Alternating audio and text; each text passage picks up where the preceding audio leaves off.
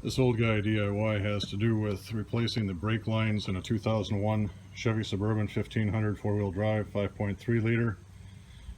This is the box that the Dorman replacement brake lines come in. So this thing is 14 by 8 by 58. I have this 2001 Suburban, 130,000 miles on it. We were down in Charlotte, North Carolina, going 60 miles an hour. In traffic, people ahead of us slammed on the brakes. I slammed on the brakes. Pedal went to the floor. The truck wasn't stopping. I slammed him a second time and stopped about a foot behind the Ford F-150 that was in front of me. When I got to a spot where I could crawl under the truck and take a look, I saw that the rear brake lines had failed. So down there in a parking lot in South Carolina, I put in new brake lines that I got from Advance Auto just to get us home. Then I bought the Dorman set, and now, although I'm not looking forward to it, I'm going to go through and replace the brake lines throughout the truck with stainless steel. So to get ready for this job, make it as easy as possible, I removed the spare tire. I'm going to take the left front and rear tires off and put jacks under the frame. I'm going to loosen up the bolts that attach the body to the frame, and 2 days ago I put some Croil on the fittings, so in fact I have a chance of getting them out here shortly. So as I get prepared to do this job, I'm pulling out the liner here in the fender. So these are a bunch of 7mm fasteners, so I'll zip these out. Now I'm going to remove these bolts that hold the frame and body together with an 18mm socket on an impact gun. So I'm starting on the back because I think I'll be successful. I was in here the other day putting these replacement lines in. So I don't really like screwing around under the car. So I'm going to take out this 13mm bolt, and then up where this jounce line goes, there's another 13mm bolt head that I've already loosened. So I'll just take those two things out, and then I'm going to start tearing brake lines out. Now that I've removed this bolt with a 13mm head that was on the differential, and the one up here, you can see I'm moving that rusty brake line around. I'm going to crawl out of here and crack the line and start taking stuff apart. Now I have a jack stand under the frame up front, and I'm going to remove this inside fender liner. And this is what it looks like with the fender liner out. So my hope is to not lose all my brake fluid in the course of this thing. So I just took a piece of wood, pushed the brake pedal to the floor, zip tied it to the steering wheel, and now I'll start disassembling and see what happens.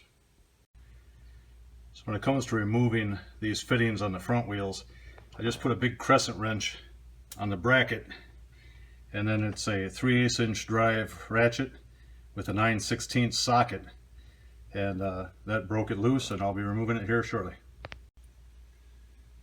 And I'm using this little Weebelo bolt cutter. Let's see here. So it's a 14-inch bolt cutter. This one is from Menards, but that's what I used to cut the line off first, and then took the fitting out. So after starting on the front left, seeing how tight everything is up there and the crap you have to go through, I decided to come back here and do some of the stuff on the rear first, so I'll get some early success, and then I'll go back up there. And when I pulled the parts out of the Dorman bag, they have a little sheet of paper that says these are the labels for your vehicle, and the labels on some of the lines did not match what they say it would be, but just by looking at them and kind of thinking about it, you're able to figure out which part goes to which line.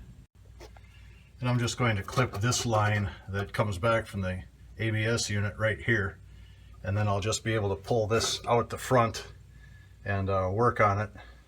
So we'll do that next. So after clipping that line, I'm able to just pull this fitting down that otherwise you have to reach up there and fight with. So I have the fitting pulled down, and I'll clip it off again, put a socket on the end, and remove that line. Here I have the little bracket out of the truck, so I can crawl out from under here and just work on that second fitting. So this fitting that had been up under the spare tire did not want to break loose. So I have this vise that sticks into the receiver, and through the vise on here, a couple of cranks, and we're good to go. One more fitting out, and this thing requires a 9/16 socket, but it was so rusty I could hardly get a 9/16 on there. I had to beat the thing on, but it's all good now. Now this is the piece that runs along the frame rail from the ABS unit back to the rear of the truck. So before snaking a thing through, I just took electrical tape and put it on the ends, and then it has these tape markings where it says straighten, and when it comes to straightening, all I do is step on the pipe, pull the thing back, and then move my feet over, and that seems to work pretty well. So my plan here is to snake the pipe that runs along the frame rail through from the back first. So I'll have it laying right beside the rusted outline, and then when I go over there and jack the body off of the frame, I can reach in, pull the rusty line out, put the new line in the clips, and hopefully be in and out of there. So since this line came down and ran along the frame here, I'm going to take the new line and just snake it in from the back. I'm going to come under these pipes and just try to follow that one and see how it works. So it took a little bit of wiggling to get that line through that runs along the frame rail, but it's up there by the ABS unit on the other end. So I'm taking this bracket that I removed from up here above the spare tire, and I'm going to attach it right now while it's easy for me to get it on, and then I can come back here and just feed the piece up, put it where that 13mm bolt was, and then this section will drop right down where it belongs, and it'll be easy for me to hook everything up. So when working on this front left bleeder, the thing would not come out. I put the 3/8 inch on it, as most of them were, and it just spun. So then gladly I had this thing called an Irwin power grip, and it has counterclockwise helical pieces in there, and I was able to put this thing on it.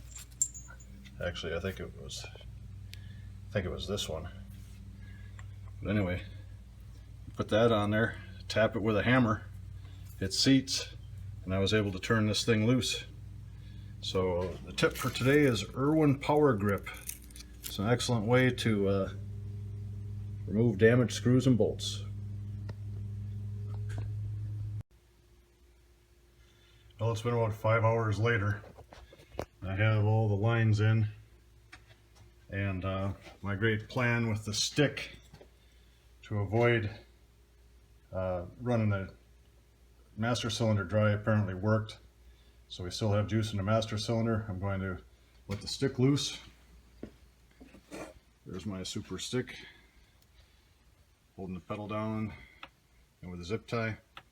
So I'll cut the zip tie and see what we have. So this old guy DIY idea has to do with one man bleeding after you've changed the brakes, or you want to bleed your brake system for some reason. So I took a cap for the master cylinder from the junkyard, and I put a valve stem in from a car, and then I set the regulator on the compressor to 10 psi, and I'm hanging the line here just so it doesn't have such an abrupt angle when it goes there. And then I've opened the rear line. I'll go ahead and hook the air up to this thing, and we'll walk back there and see what's coming out. So this old guy DIY shows the one-man bleeding technique. This fluid is actually pretty clear now. I just have a piece of hose, 3/16 hose that runs down to my little ice cream pail. And if you look at the crap that was in it,